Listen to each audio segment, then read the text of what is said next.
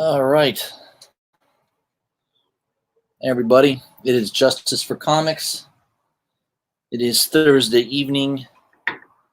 It's time for Whiskey, Cigars, and Comics. I am your host for the evening. I saw one person in the live stream. They ducked out. Hopefully we'll get a few more people here. All right, I see some glare here from the TV. I'll be right back, guys. I'm going to adjust that curtain.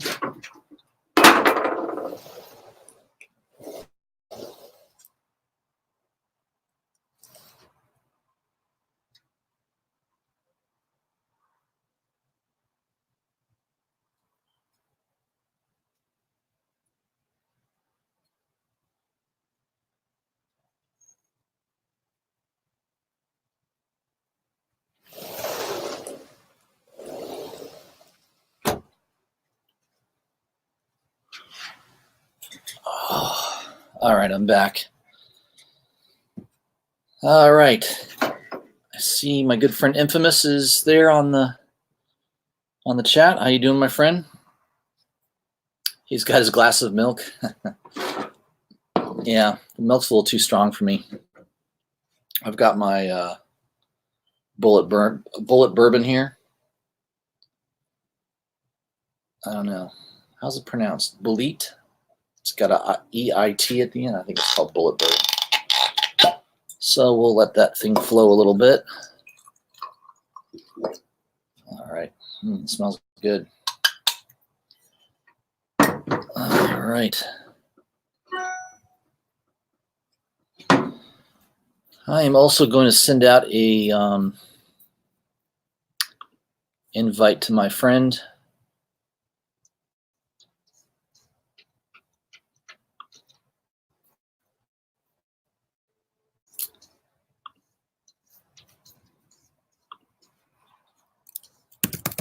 See if Comic Head can jump on.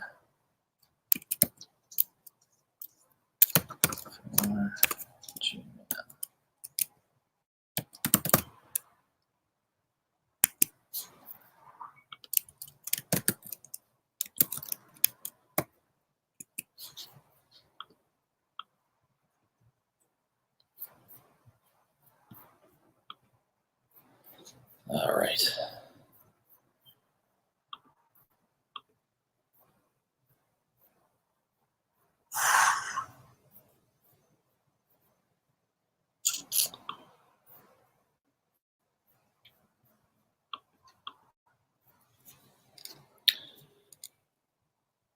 All right. Welcome to the chat. Comics for Thomas. How are we doing this evening?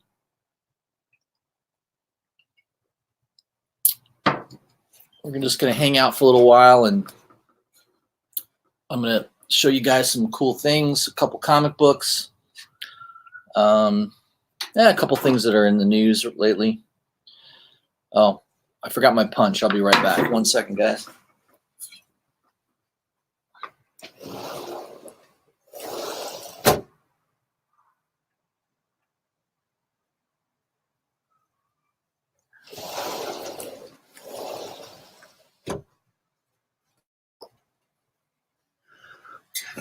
All right. Gets dark early these days. It's a little adjustment in the fall. A little after 6 o'clock. It's pretty dark now. A little bit of rain coming in. So it's we've had a little bit of rain lately here in Tampa, which I'll take it because normally we're starting to enter dry season, and I've got to water the grass too much, which costs money. So it's saving me money, all the rain that we're getting.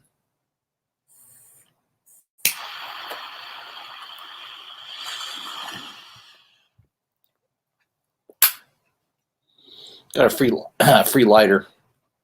One of the cigar places I order from.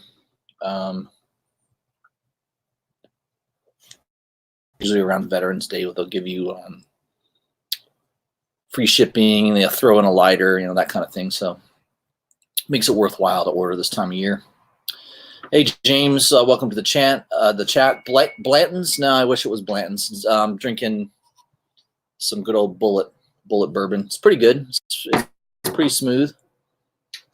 I'm sure it's not as good as Blanton's, but I don't have. I don't know what that stuff goes for, but can't buy it around here. It's sold out everywhere. I talked to a rep at ABC Liquor. I don't know if you guys have ABC Liquor where you're at, but in Florida they're kind of popular. It's funny is ABC Liquor used to be a really cheap ass liquor store back in the day, and only in the last couple of years, you go in there. I mean, they've got $500 bottles of wine. I mean, they've got some high end stuff now. So it's a little bit more upscale than it used to be.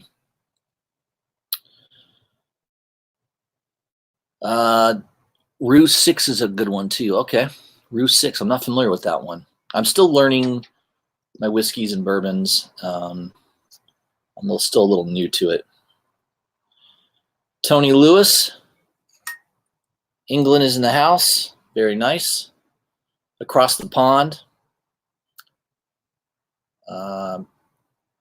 Well, I wonder what the time would be over there. What time is it over there, Tony? If that's where indeed you are, in England. Okay. I shot an invite to Comic Head, see if he could jump on in a few minutes. Wanted to go over some topics with him. Tony says it's 11 p.m. Okay, not bad. A little later than us. 6 p.m. here in the States, in Florida.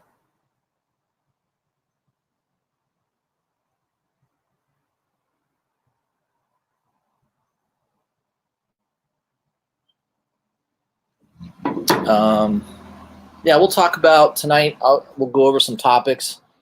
I'll go over kind of get a review of what everybody thought of Disney Plus streaming service, The Mandalorian. I was one of those first people that signed up. I usually get up at 6 a.m. every morning, so I think by 6:37 a.m. I was already on their app downloading it. So I already had Hulu, so they had an option if you want to bundle. So it's not much more expensive than what I'm already paying now, just maybe a couple dollars more a month because I bundled the package. So since I'm already using Hulu, I'll get ESPN, ESPN2, which I get already. I've got a YouTube. So I get all my TV from YouTube TV. So I pay for internet, high-speed internet, but I don't use the cable company. I get all my TV shows and everything from YouTube TV, which gives you a lot of awesome channels. And especially if you're into sports, gives you almost every sports channel. Anytime I want to watch a game, it's pretty much available to me. So yeah, it's a pretty good deal. Pretty sweet, nice deal. Infamous says The Mandalorian was great. I have spoken. That's right. What was up with that guy? I mean, that's the only thing I thought was, all right, I have spoken. It's like, it's like the person that talks in the first person, right? Reminds me of that that Seinfeld, like Jimmy. Was it Jimmy? The guy that was trying to sell these shoes that were supposedly would increase your ability to jump. And every time he would talk, he'd say, Jimmy likes this. And he would refer to himself. He'd refer to himself in the third person, right? Not the first person, third person. So it kind of reminded me of that dude in that.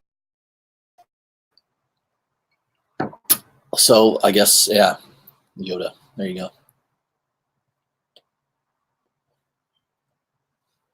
So I guess I should caution people. We're gonna be talking about The Mandalorian. There he is. Here I am. Comic Kid 84. What's up, Yeah, brother.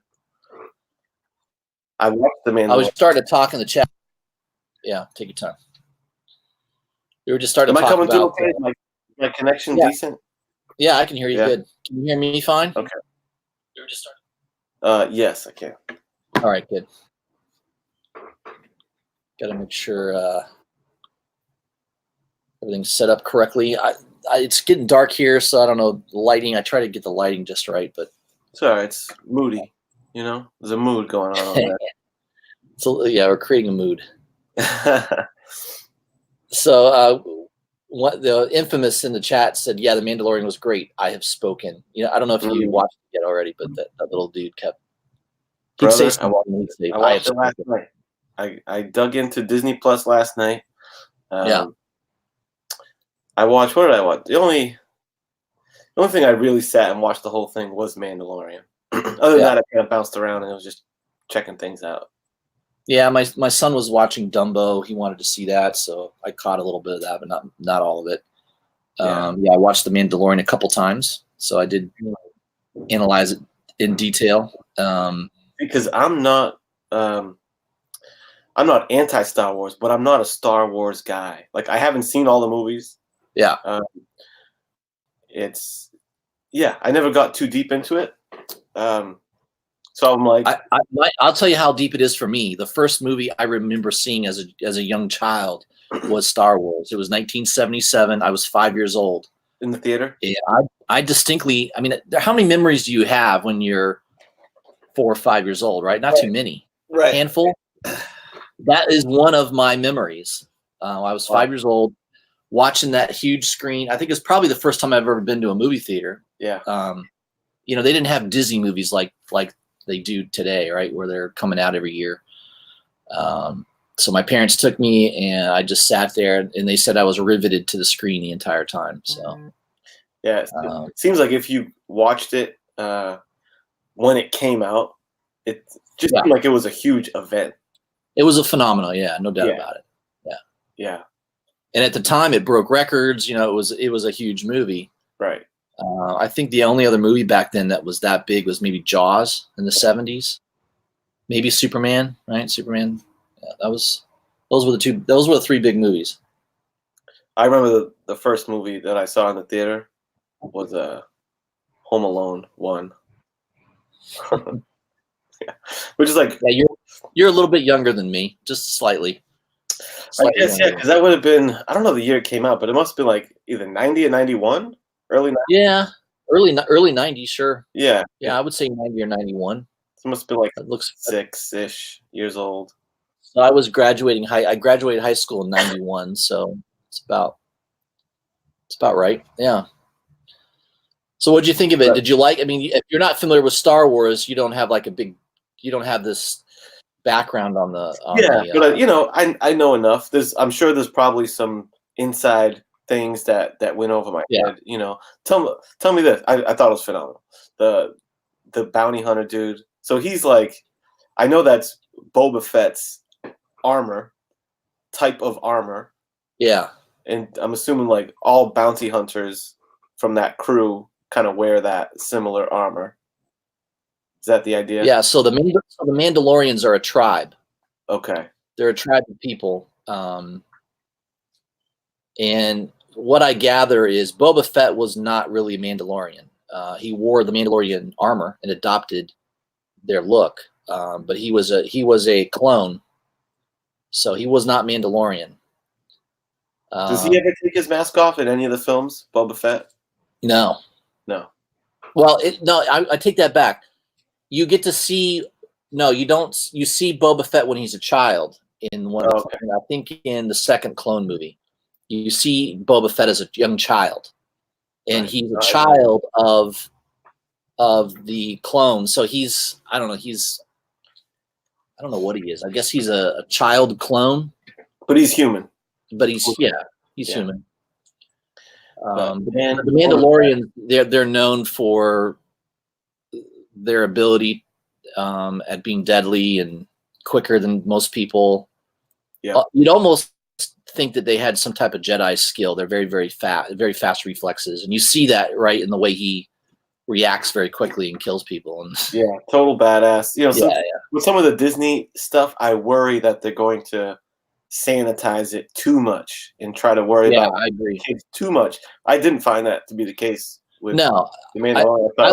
I like Jon Favreau. I mean, I think a lot of stuff that he does Yeah. is really pretty good. I mean, one of my favorite Christmas movies is Elf, right? That's him. He directed that, right? Yeah. Yeah. So he's got his fingers in a lot of stuff. So I liked it. Yeah. Did he direct Swingers too? Or was he just in it? Was he director of Swingers? I think he was. Yeah. That might have been his first movie. Yeah. I'm sure somebody in the chat knows and will correct us if we're wrong. Yeah, because I definitely remember that one. Tell me this. Here's one thing that I made an assumption, but I don't know. Because I heard that the movie chronologically takes place right after Empire Strikes Back. Yes, and I believe that's correct. And Yoda is a character in Star Wars #1. Right. So who's the little green dude at the end? It's not Yoda. Not Yoda. Okay, because I thought that, I'm like, are they trying to tell me that's Yoda? But I'm like, that I don't think that makes sense. It's a 50-year-old from that species, right? But I don't think it's Yoda. Okay. I think they want you to think that it is. Yeah. Because remember, he's hundreds and hundreds of years old. So so that would have to be, for that to be Yoda, it would have to be way before New Hope, way before, probably way before the clones, before the clone in the first episode, right? Episode 1. Yeah. It'd have to be way before that. So in the way they're talking about how the Empire currency doesn't hold much weight anymore because they're on the way down. I'm assuming because at the end of Empire Strikes Back is that when they really do them in bad? Yeah, when it's after the first episode 4 when they destroy the Death Star, the Empire's in chaos, right? So the currency's not being accepted in many parts of the galaxy, that kind of thing. It was great score. Yeah, score is always really important to me. Music, right? Music, yeah, in anything like that's what made. That's what made the Star Wars movies, the original movies, so great. Is you had that John Williams score. I mean, you can't. I don't know how you can get better than that. It was fantastic. The music in those movies. Yeah, those movies would have sucked without the music, if you think about it. Yeah, that was a huge component of those movies being great, I think. Yeah, it just sets the mood, you know. Oh, yeah. All right, let's not ignore the chat. Let's see here. Tony Lewis, he's over in England. He says, "Can you remember the scene in A Few Dollars More with Eastwood and Van Cleef? They were taking out the outlaws, reminded of the shootout in The Mandalorian." Yeah, that does. I remember that movie. Have you seen a lot of Eastwood movies, Clint Eastwood movies? No. A couple of them are worth watching. Yeah. The Good, the Bad, and the Ugly. That's kind of a classic. Right. I used to watch it all the time with my dad when I was younger. He loved that movie. A Few Dollars More, A High Noon. There was probably 4 or 5 really good ones. But they all had the same premise, right? He kind of faces adversity, kind of gets beat down, then he comes back in revenge and freaking kills them all in the end. That's the basic Clint Eastwood movie. Yeah, I feel like I haven't seen too many Western films. And I realized that because, John Comics with Kids recently did like a top 5 Western show. And I'm like thinking, what would my list be? And I'm like, man, I haven't seen many, like a lot of the movies they were talking about. I had never seen. Like John's #1 pick was Lonesome Dove. Lonesome Dove, yeah. I'd heard of it, but I never. I've seen it, but it was so long ago. I'd probably have to watch it again to familiarize myself with the full storyline. Like, do you have? Because the ones that would come to mind for me, as I would put for like my top Western movies, probably Tombstone. Mm-hmm. That was epic. That was good. I would probably consider No Country for Old Men a Western, but maybe not in the classic sense. I don't know. That's a modern Western, right? Yeah. Like a modern Western, yeah. Yeah. Hateful Eight, Tarantino comes to mind, I guess. Yeah, Tarantino. Yep. I like all those movies. They're all good. Yeah, but I feel like I haven't seen like the classic definitive type Western. Yeah, you'd have to watch a couple Eastwood movies, Clint Eastwood movies. Yeah. How the West Was Won was an old one too. You'll find it a little bit corny in parts. It's just, movies today are so much better than they used to be. They really are. Right. Even the level of acting today, right? You didn't have back in the old days. You had Marlon Brando, and you had maybe a handful of really good actors. Everyone else, they just looked good. They were on screen because they were handsome or the woman was beautiful, but their skills in acting were not that great. So it's totally different. A long way. Yeah. Like my ultimate for West. I mean, it's not a movie, but the best Western thing that I've ever seen. It's one of my favorite shows of all time. Is Deadwood. I don't know if you've seen. Yeah. Deadwood. It's good. How fucking good is that? Yeah. I love how many times they say the word "fuck" in it. Yeah. Like if you had to do shots every time they said the word, you'd be completely plastered by the end of the episode, right? Yeah. Unforgiven that's a recent movie. It won the Academy Award. Did you see that one with Clint Eastwood? Unforgiven, nope. Oh man, no. That's the movie you got. So that would be the first Clint Eastwood movie I would tell you to go watch. Yeah. Moth in my head is Unforgiven. Okay. You got Morgan Freeman in it. Clint Eastwood. There's a couple other actors in it, but mainly it's Morgan Freeman and Clint Eastwood. And it's really, really good. Oh, you got Gene Hackman's the bad guy. Oh, he's great. I like. Yeah, so you would love it. I mean, it won the Academy Award. So. Oh yeah. Obviously, there's a lot of people that liked it. I'd say so. Yeah. I don't always agree with the Academy though, because sometimes, what didn't win the Academy Award, which I think is the biggest snub of all time, is Al Pacino in Serpico. That is a great movie, and the movie that won, I can't even remember it. It was so unforgettable. Right. And the fact that they didn't give it to Pacino for Best Actor, and they didn't give what's his name for Best Director, Scorsese. It's a shame. I mean, it's really kind of ridiculous. But, those academies don't. I don't know. But I don't agree with everything. Yeah. Yeah, man. I'm doing some auctioning tonight. I don't know if you. Oh, are you? When did that? You doing that at? Soon. 7:00 with. I think we're in the same time zone, right? Yep. Eastern. Yep. 7:00 on Discovery with Discovery Bay on his channel. Oh, nice. I'm putting up some pretty sweet shit. So I probably got 15 to 20 more minutes before I start kind of getting situated and getting that going. But what, are you selling some books to save up for a bigger book? Pretty much, yeah. You don't want to say what book you're saving up for, though, do you? You don't want to give that away. Yeah, I do have one possible in mind, but it's more like I have. There's not necessarily one in the crosshairs, right? So we'll see. But I know I want to get a book like that. Yeah, of that ilk, Yeah. But want to see some of the stuff I'm parting with? Yeah, let's see it, man. Haul it out. This is by far the one book that I've gotten the most interest on, like messages on Instagram, like, hey, you want to sell that before the auction? Or, hey, can I get... Oh, really? Man, that's good. People seem to be enamored with this book right here. I think it's because I don't see it around that often. Blue Beetle, #1. Oh, let me increase your screen size here.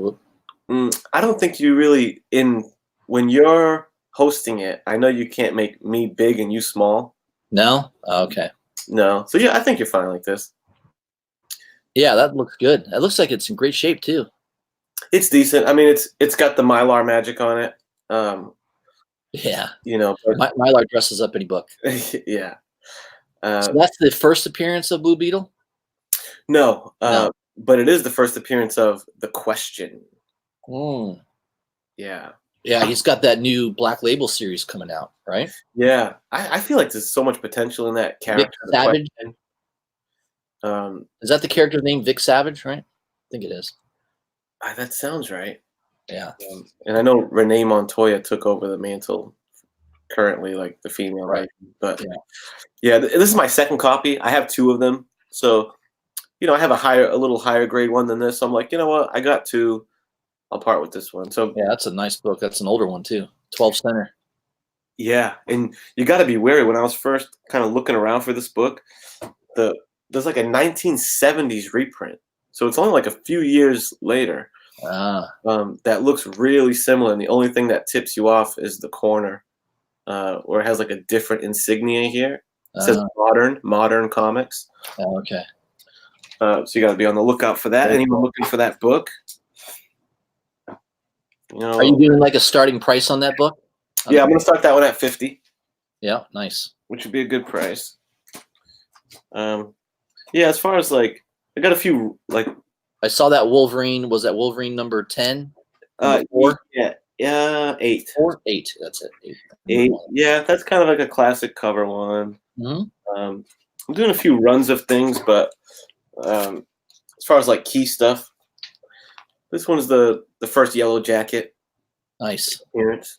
You know, looks nice shape. I don't see any major creases or chunks out of the cover. Yeah, no, this one is in pretty good condition. There's like one little, see that little tear there on the bottom? Oh yeah, that's nothing. Yeah.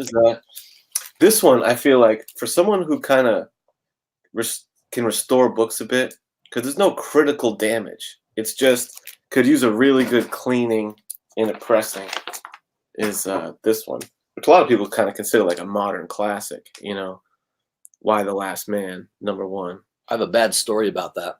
Really?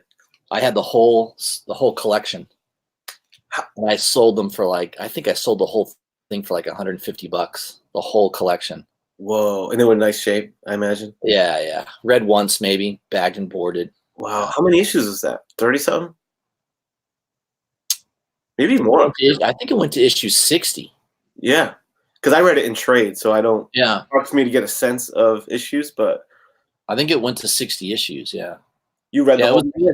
I liked it. You read it all? all? I don't know why I sold it. I think at the time maybe I was wanting. I knew the books. I knew it was going up in value, so I thought I'll sell it and use the money for something else. So I probably bought something good with the money, but. Right. It's so hard to tell with indie stuff like this. Which one, like 10 years down the road, is going to. Because how many indie books don't ever go anywhere, right? Dude, like maybe 95%. Yeah, it's probably right. I mean, remember Saga? I bought Saga literally off of Midtown when it came out. And Midtown had a deal where you could buy the regular cover, and then you could also buy a signed cover by Brian K. Vaughan for the same price. Whoa. So I bought both copies for cover price and just stuck them away. And I collected. I liked the story, so I just kept collecting it. And then one day, I wasn't into the hobby like I am now. And then one day I go on eBay and just curious, and all of a sudden that book's going for $300-400. I was like, what? Yeah, that one. 2 copies of that. One of them signed. Yeah. Like which one? We can probably name on like one hand. Like what #1 indie issues like that, like your Saga and your Why the Last Man, Walking Dead, like 2000s. You know, right. Walking Dead. Walking Dead was the third one I had in mind. Invincible, maybe Invincible. Yeah, that's a good call. Invincible. Yeah. Yeah, how many? There aren't many. They're usually image books, though, right? I mean, how many non-image books are on that list? I mean, that's Vertigo. That one, maybe. Vertigo. Preacher would be on that, right? Preacher's on that list. I do have my whole Preacher run. I bought that entire run. Yeah. All the comics and the miniseries, all for $65 shipped. Oh, how long ago? Probably 4 years ago. Damn. Before the show came out. Yeah. Right. Like a year later, after I bought it, the show was announced, and then all of a sudden it blew up. And yeah, I paid $65 for all of them. Crazy. And my #1, in my issue #1 is probably 9.6 or 9. I mean, it's in high grade. Yeah. Yeah. The covers were so good on those. That like. Yeah. I don't know the artist. Glenn Mabry, I think, was the artist, right? Yeah. Those painted kind of realistic type covers. Oh yeah. The story. Preacher's one. There was like a couple of books that got me back into comics, like after my big childhood lapse, my teenage year lapse and into adulthood. It was a couple trades that I tell the story sometimes. Like I worked like an overnight job at like a 7-Eleven. I was like 20, 21, something like that. And so graveyard shift. So I was just like looking for shit to do. I already read all the magazines pretty quick. So I'm like, it's been a while since I read comics. Let me grab some graphic novels. And it was Watchmen and Preacher. Oh man, that's a great pickup. Those two are awesome books. Yeah, and it was you were like a pig and sloppy reading that probably. Yeah, because I never read them before, you know. Oh yeah. And like it was perfect for me at that time because you know coming to that from childhood and especially at that age, you kind of want some hard edge shit, you know. Oh like, yeah. And those were perfect. Yeah, I mean, usually I'll pick up a Garth Ennis book just because I'm like hoping he's gonna strike lightning again with another preacher, you know. Yeah. So I'll try a lot of his books, and yeah, most of the time he kind of falls flat of what he used to be able to do. But he's back on Punisher, right? On this I heard it's pretty good. Punisher Soviet, right? Yeah, I think it's Punisher Soviet. Yeah, I'm gonna probably pick that up. I haven't picked it up yet. It might be in my order. Yeah. I always give him a try because I love his writing style. Yeah, me too. I was going to show you real quick. I got a couple old books that you'll like. Maybe. I picked up ASM 149. Ah, is that the one you were talking about? Yeah. Yeah, there it is. It's in pretty sweet shape. No spine ticks. Little blunting on one of the edges, but it's definitely like a very fine, I would say. Very fine condition. It presents really well. The colors are so nice on it. I mean, somebody definitely, took care of this book. So trying to get it so it's not glared. Yeah, that's a cool. Yeah, I like that book, man. And I also picked up this one. I guess this is considered Zantana's first ongoing DC Stars of Magic Giant, number 11. Oh, no kidding. So yeah, it's kind of a tough book to find. What year is that? I think it's in the late 60s. Let me just see real quick. Might be 70s. 77. It's not that old. 1977. But yeah, well, not new. It's one of those books that it's hard to find in really high grade, especially in the 70s, giant size. Those are really hard to find in good grade. And it's in pretty nice shape. I like Zantana. I mean, I've got her. I don't have her first appearance, but I've got her second appearance, which is the Atom number 19. Is her second appearance. First is in Hawkman, right? Yeah, Hawkman number 4. Yeah. Do you have the? That's a really expensive book now. That's an expensive book. Yeah. Do you have the classic Dem Legs Adam Hughes cover? I have the whole run. Those are great covers, man. Dude, I bought the whole run or anything, but I just love those covers. I think I bought that whole run for about $140. Two of those books are worth at least $100. Just two covers. Yeah. Like number 16, the red one it shows her in the outfit and all you see is her legs. Yes. With that red cover. Oh man, that's a good cover. Yeah. That's the coolest one from that series, I think. Yeah, I love that. That's the one everybody wants. And that's the one that's hard to find in really good grade. And this one's like 9.6 easy. Oh wow. Yeah. I want that one. There's one other one that's pretty classic too. It's like a black cover. Yeah, I have that one too. Yeah. That's pretty cool. Oh, Craig's putting a wager on. He's saying, "I bet you ain't wearing Calvin Klein jeans, comic head, because I am wearing Calvin Klein shirt." And you know what? If you want to put this wager to rest, Craig, let's see. What's the wager on whether you're wearing Calvin Klein jeans? Yeah, if I win, you gotta thumbs up this video or something like that. Let's settle it. And people can guess what the jeans I'm wearing. Sweatpants. You're wearing sweatpants. Yeah. It's like, I'm going to be comfortable tonight. I ain't wearing no damn jeans. Right. I buy Lucky jeans, so they're really comfortable because they're loose, and that's kind of what old guys start to buy now is those Lucky jeans. Yeah. I can't buy those skinny jeans. I can't fit into those. Me neither. I'd be like Kramer. Remember that episode of Kramer? He's walking around with those jeans, looks like Frankenstein. He had to squeeze into them. Yeah, don't like them super tight. I also because growing up in my early 90s, my pants definitely used to be a lot baggier than they are now. Yeah. I've definitely slimmed them up a bit, but not to the point where these guys are wearing skin tight pants. and I'm definitely less designer now. I'm a Levi's jeans guy now. Yeah, Levi's is back in Can't go style. You wrong. know, Yeah. it goes in and out of style. The Levi's, you know, it's funny how it works like that. Yeah. Yeah, awesome. Well, shit, man. I think I got. Yeah, I'll let you go. You got to do your auction. Yeah. Maybe I'll jump on a little later and check it out. Yeah. Check it out. I think we'll be going for a little while, but if you at least pop in and shoot the breeze. Yeah, man. I appreciate you doing that. Yeah, man. It was jiving with you. Hell yeah. And we'll do this again. I try to do this every Thursday if I can. Yeah. So. Sounds good, brother. I appreciate you joining. You got it, dude. I'll talk to you soon. Man. You got it. Later. Bye.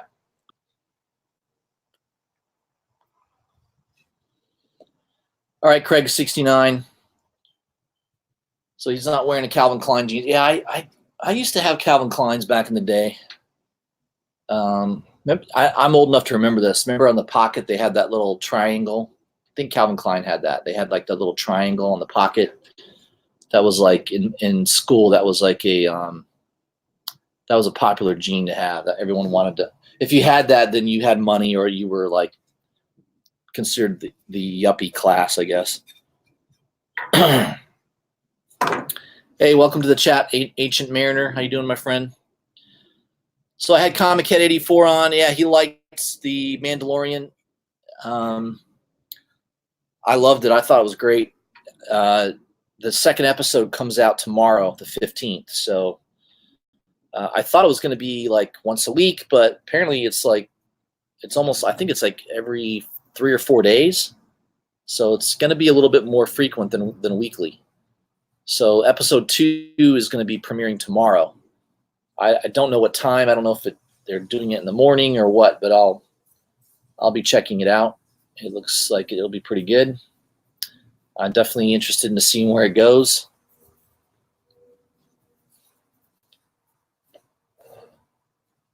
Ancient Mary says, I'm so old I wore Tough Skins. Yeah, I remember those. I mean, that's what jeans were made. What Levi was the first jean manufacturer, and they were made in the 1840s for the miners that were mining gold. So they had to be rough. You know, they were really rough denim to kind of protect the miners from, I don't know, debris or whatever they had to deal with back then. Tony Lewis says, yeah, 3 or 4 days. That's cool. Yeah. So it looks like every 3 or 4 days, you'll get another episode of The Mandalorian. So you don't have to wait too long, which is good. Yeah, Ancient Mariner, man. I'll try not to talk much about The Mandalorian because I know I don't want to give away any spoilers or anything. But yeah, it's really, really good. You'll love it. It has that feel, that Western feel, you know, kind of what Lucas originally envisioned of Star Wars, which was a space Western, right? That's kind of what the original thought behind that was. Ancient Mariner, did you get your Fork Lords? Yes, sir, I did. I pre-ordered the B cover in advance. I just remember going through my pre-orders a long time ago, thinking I really liked that B cover, so I did grab that, and I picked up an A and a C cover, the Dan Mora cover. I did not pick up the Thank You variant, which I think Midtown had it for like 170. Just a little too expensive. I don't know. I don't need to go that crazy. I just think that those really expensive variants, I mean, they usually are a flash in the pan. They go up initially, and then they sort of die down. If you want proof of that, you know, once in the future, same thing happened there. I think that variant was going for like $300-400. If you look now, it's back down below 200. You know, it's just the hype kind of gets people, the FOMO feeling there. Yeah, that B cover, I love that B cover. The fact that it was cover price was awesome. I mean, that was the best cover in my opinion, was that B cover. So I was going to show you guys a few things on my screen here.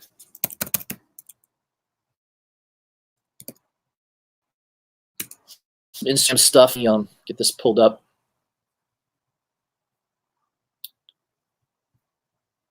All right, let me share my screen.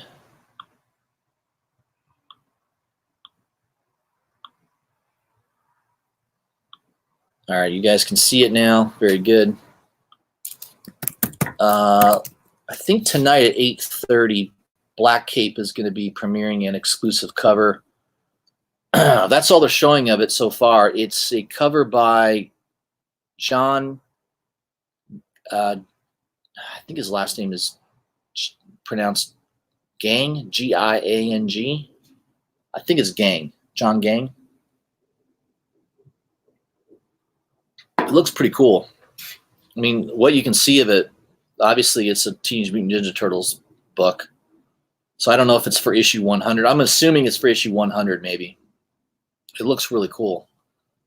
Or it could be for, I don't know, I think you have that Teenage Mutant Ninja Turtles and Power Rangers, so it could be that as well. I'm not too sure.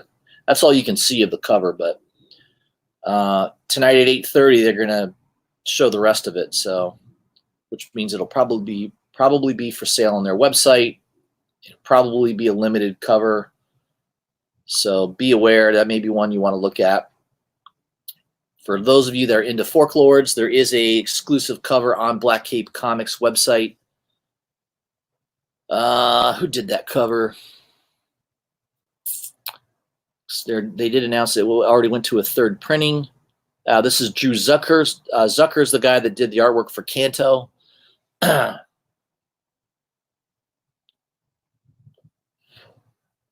that is a limited cover. I think they want like $15 or $20 for it, but you'll have to check out the website, Black Cape Comics. So if you're into Folklords, that's a cool cover. You may want to look at that. There is a second printing that you can also pre-order for Folklords #1. That is by Jorge Corona.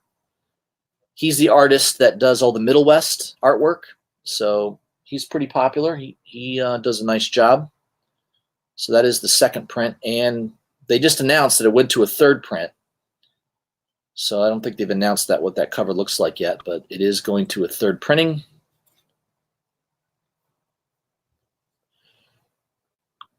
There's that Rejected. I think that's sold out now. Rejected volume 3, I think it was. Esteban Salinas, I was actually chatting with him today. I got my prints in the mail from him last week. Really, really cool. There was also, let me pull up an email. Damn it.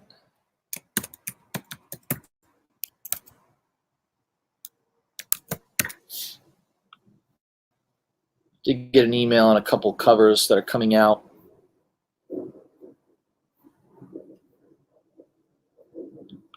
KRS has a couple cool looking covers.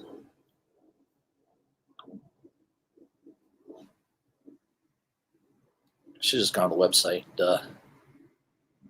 All right, so those are two cool looking covers. Harley Quinn's Villain of the Year. So that was just announced. I know there's a Perillo cover coming out. I'll show you that in a second. There is an image of that on Instagram. So the first one here is a Warren Lau cover. He's been pretty popular, and I really like this Natalie Sanders. This is totally like a Vogue cover, right? One of those fashion magazine covers. That's what that looks like to me. They're also selling it in Virgin. I mean, if you click on the link, they're selling both of these in a Virgin. I like the trade. My favorite is the Natalie Sanders. I don't have a lot of covers by her, but I do have.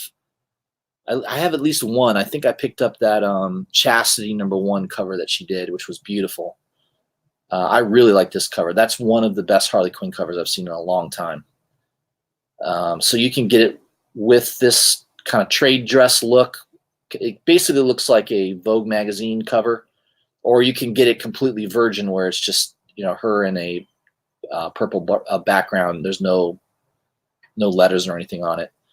I think they want $25 for the trade dress, and the Virgin will be whatever it is, $40-50.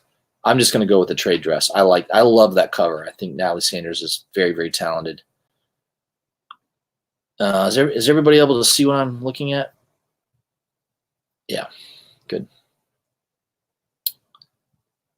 I did go to, yeah, I don't know if you can see that or not. Let me switch to that. Give you a little bit better view.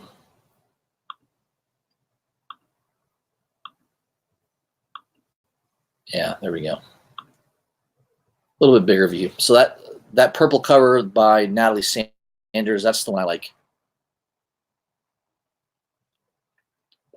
Ancient Mariner says, how do you find all these online stores? Man, all it is I subscribe. I give them my email, and trust me, they want to sell you a comic book. So if they've got your email, they will, anytime there's a new cover coming out, they will bombard you with emails.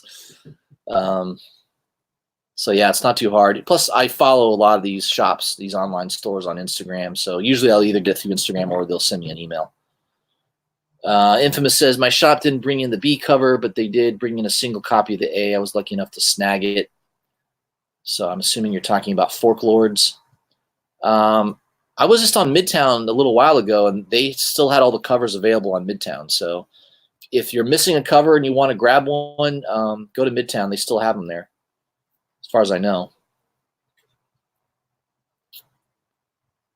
Yeah, Boom Studios is definitely hitting on all cylinders right now. They've got to be one of the better independent titles right now. They really are producing some good stuff. Yeah, Tony mentioned the Perillo cover. I'll show you what that looks like real quick, guys. I noticed it on Instagram. I think Scorpion Comics was the one that mentioned it. Yeah, there we go. So that's kind of the virgin cover by Perillo. It doesn't tell you, I don't think there's any detail on how many. It's probably the traditional, right? 3,000 trade dress. Virgin will be limited to 500 or 600, something like that. I don't think they've given details on it yet. It says it's out. It's now available on their site, so you may have to check out scorpioncomics.com.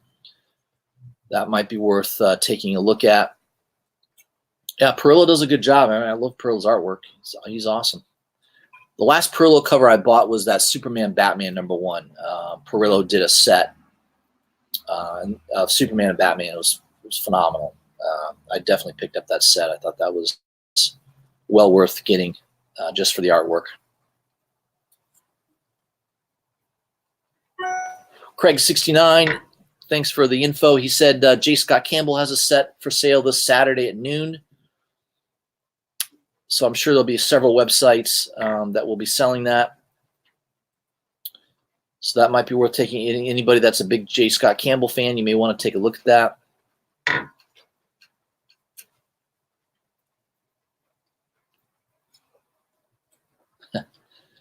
Ancient Mariner says, I think every place I order from now is from you. Well, I should get it. You should get a commission.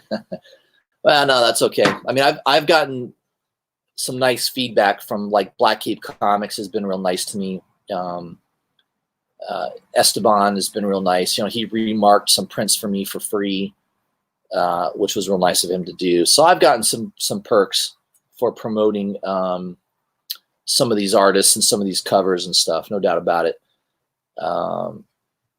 Yeah, there's some really good stuff out there. Usually if there's a good website, something I think is of value, I'll mention it to you guys. I just started my subscription to Cover Price. So I use on my app on my phone, I use that CLZ app, CLZ Comics. So it kind of inventories all my comic books on the app. But Cover Price is nice because Cover Price will actually, if you load all your books in there, it'll keep a running total of what your comic collection is worth based on recent sales and stuff like that. So they actually they'll track auctions. They don't have every comic book on there. I mean, I've probably emailed them started loading. I've got about 1,000 books loaded so far, which is still early. I mean, I've got over 6,500 comic books, so I've only got about 1,000 loaded. And there were probably a dozen or so that they didn't have actually on their site. So, which is cool. You click on it, you email them, and within a few days they'll add it to their inventory. So they'll track it for you, which is nice.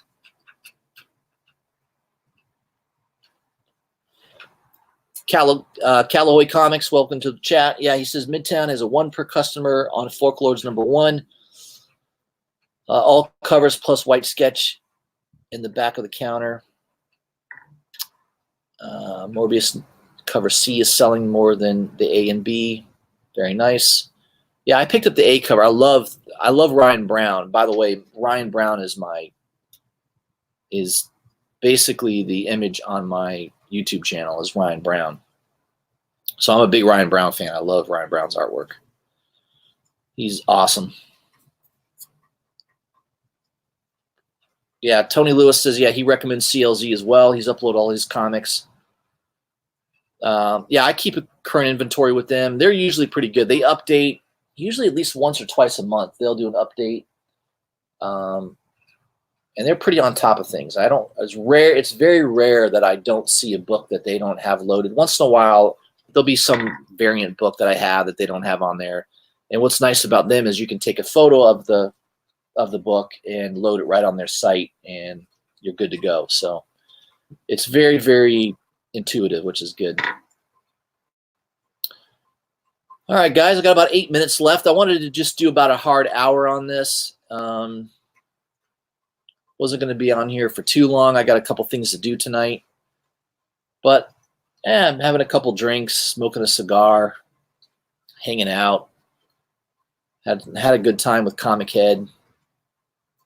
Trying to think if there was anything else I'm maybe forgetting on Instagram to take a look at.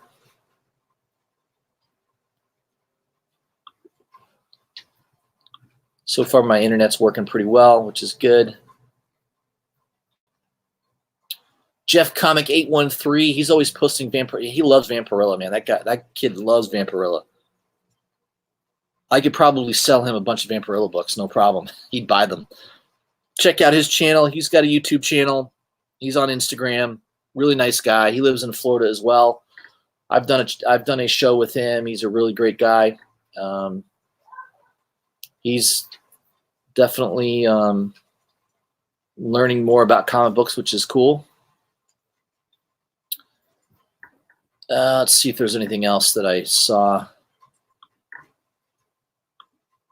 Perry's Comics channel, I always try to promote him as well. He's a good guy. Right, so I went out today and I picked up this 1 in 25. He loves some happy anime, though. I'm not always into anime. Torpedo Comics is having a new Usagi exclusive limited to 500. He loves Usagi. Come on, dude. I love watching his channel because he gets all excited about certain stuff. It's funny. He's a good guy, though. I like him. So that's it, man. I'd like to hang out with people in the comic book community. Kind of, I learn all the time from different people. That's kind of what it's for. There's so many things to learn. That's the great thing about it. Everybody's into different stuff, which I think is awesome. Trying to think if there was anything else that I know there's something else on Instagram that I saw that was worth mentioning. Yeah, KRS has that Harley Quinn book. Perillo we mentioned.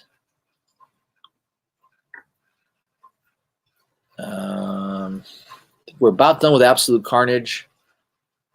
Number 6 is coming out, or number 5 rather, not 6, 5. Picking up a couple of the covers next week.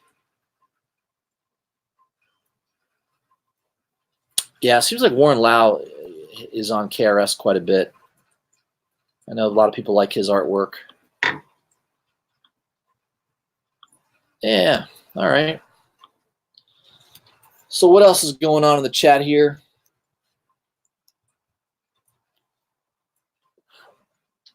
Tony Lewis says, yeah, I like the look of Vampironica #1. I think December release Simple but great cover. Yeah, I'll have to check that out. I don't know if I looked at that or not. I do like some Vampirilla. I've got quite a few. I picked up, when that Vampirilla #1 launched with Christopher Priest as the writer, I picked up several covers. I picked up the Shannon Mayer variant. I picked up the Delato variant, which was really nice. Yeah, there was at least 3 or 4 variants I picked up. I'm trying to remember them all. I know Shannon Mayer had a 1 or 2. I picked up the Middleton. And the best one, I think, is that Perilla one. I think Perilla had the best variant for Vampirilla #1. That variant, it's definitely risque. If you don't know what I'm talking about, go check it out. Vampirilla #1 by Perillo. And it sold out pretty quick. I know when originally that came out on a website, it sold out very fast. And then I think Scott's Collectibles had a few orders canceled. They had like maybe 5 or 6 orders that got canceled. So they posted something on Instagram, and I was lucky enough to see it, and I went on their site, and I grabbed a copy before it sold out. It sold out again like an hour later. But yeah, that's a book that's definitely got some heat on it. So Tony Lewis says Frazetta. So is the Vampironica a Frazetta cover? I'm gonna have to Google that, see if I can pull the image of that up.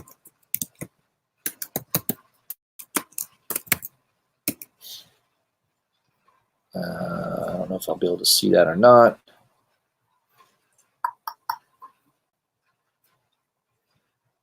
I may have to research that. Sometimes Google Images will have a lot of recent stuff on there, but I don't think I see it. I see the regular A cover. Yeah, it doesn't remind me of Frazetta, but yeah, it might be. Yeah, there's a lot of these books that are coming out in December. A lot of the variants don't come out to the last minute, so you won't find out usually until the book releases or very close to it. All right, guys, I think that's about all I had for tonight. I appreciate everybody that joined the chat. Everybody that supports the channel, I really, really appreciate it. I've got a lot of subscribers. Marcus, real quick. Marcus says, take a look at Vampirilla magazine #12. Let me take a look here.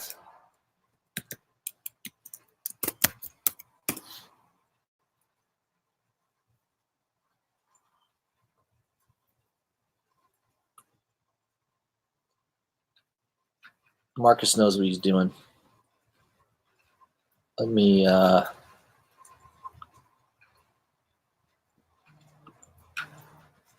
see if I can share that screen with you guys.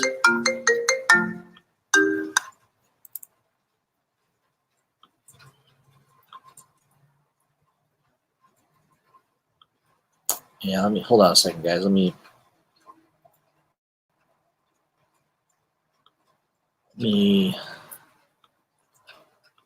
technical difficulties. I'm moving to the correct screen.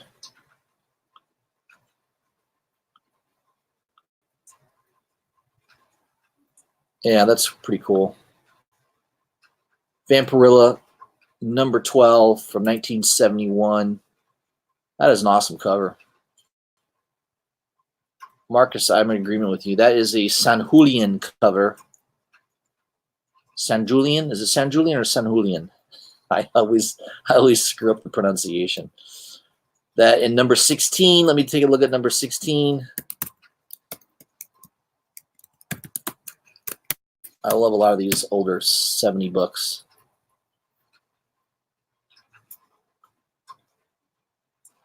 Yeah, that's pretty sweet. Those are hard to find in high grade too. I know Marcus is an expert in those older 70 books. But yeah, that looks awesome. Those are 2 nice recommendations, Marcus. Thank you very much. All right, everybody. It is coming up on 7 o'clock. That's kind of all I had for this evening. I'll have another video out tomorrow. highlighting the CBSI's top 10 list, books that are on the move this week. I'll have a video highlighting that. And then also Saturday morning, I'll usually do my cover price top 20 list. So look for that. I'll have that up on the channel as well. If you guys haven't already, please subscribe to my channel. Hit the bell for the notifications so you don't miss any of the videos and the live stream notifications. And please like my videos and share them if you can. It helps me grow my channel. Everyone have a great evening, and I'll see you tomorrow.